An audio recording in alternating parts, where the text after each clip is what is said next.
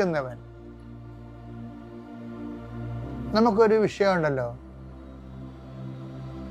ഇപ്പോൾ ഒന്നും വേണ്ട, ബ്ലോക്കിൽ നിന്ന് 10 കോഴിക്കുഞ്ഞുങ്ങളെ മേടിച്ചാൽ പോലും അവർ വന്ന് ആദ്യം ഇൻഫ്രാസ്ട്രക്ചർ നോക്കും.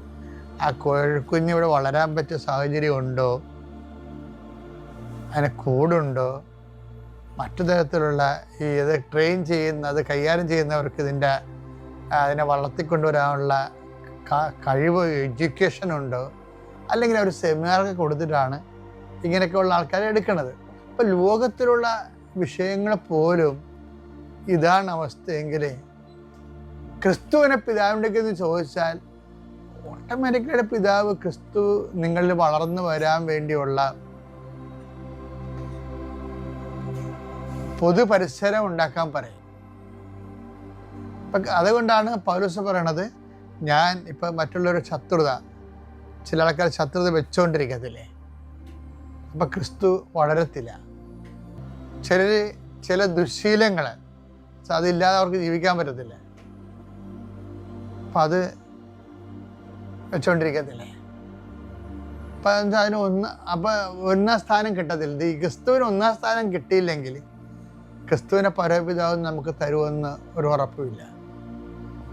അതുതന്നെയല്ല, ക്രിസ്തു നമ്മളിൽ വളർന്നു വരാൻ സാധ്യതയില്ലെങ്കിലും ക്രിസ്തുവിനെ കിട്ടാൻ മാർഗമില്ല. ഇത് എല്ലാ മതങ്ങളെപ്പോലെ ഒരു മതമല്ല ഇത്. ഞാൻ 40 കൊല്ലം പൗരോഹിത്യവും 15 കൊല്ലം വിശ്വാസ ജീവിതവും കഴിഞ്ഞപ്പോൾ 40, 15, 55 കൊല്ലമാണ്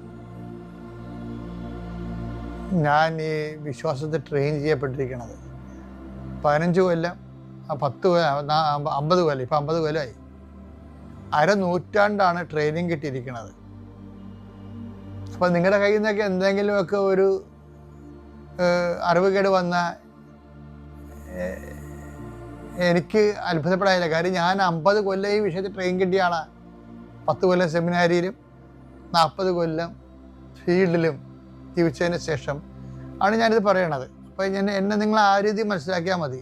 പക്ഷേ എൻ്റെ മക്കളെന്താ വിഷയം വെച്ചാൽ, ഞാൻ പകർന്നു തരുന്ന കാര്യങ്ങൾ നിങ്ങൾ മനസ്സിലാക്കുമ്പോൾ നിങ്ങൾ എൻ്റെ പാസ്വേഡുകൾ നോക്കിയിട്ട് ഞാൻ മുമ്പ് പറഞ്ഞ പോലെ നിങ്ങളുടെയൊക്കെ കപ്പാസിറ്റി